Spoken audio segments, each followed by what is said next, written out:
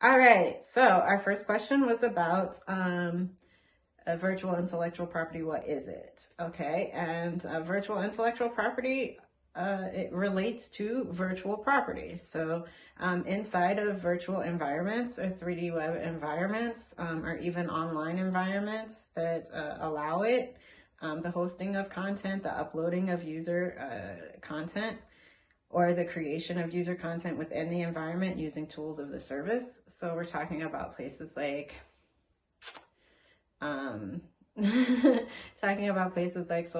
online social media sites allow you to upload content but not download it. Okay, so you can upload all the images you want to your user account, but you can't download it. All right. However, that account itself is hosted through an app on your phone, let's say, and you were able to download that app and put it on your phone, right? So that would be an example of digital property.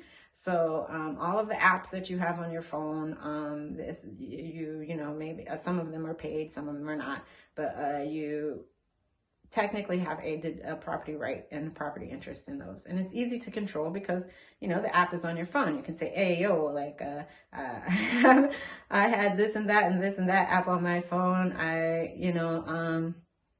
Have this and that document that I created, this and that work of visual art, like a graphic image or something on my phone, so it's easy to control your property and exert your property right to it, as long as you have your phone. Now, once you lose your phone, that's also a piece of actual property that you can lose, right?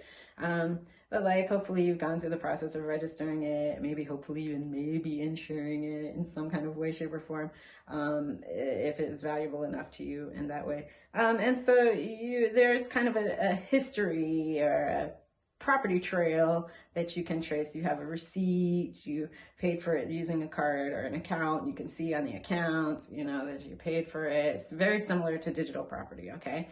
The issue with virtual property, and by extension, virtual property is virtual intellectual property rights attached to virtual property. So the issue with virtual property is that if your account is deleted, you're done. You know what I mean? There's nothing you can do to prove what you had on that account. If the account is hacked, or somehow the password changes and you can no longer access the account, it's extremely difficult to regain control of that virtual asset. Okay, so what's super important in the instance of virtual intellectual property are passwords.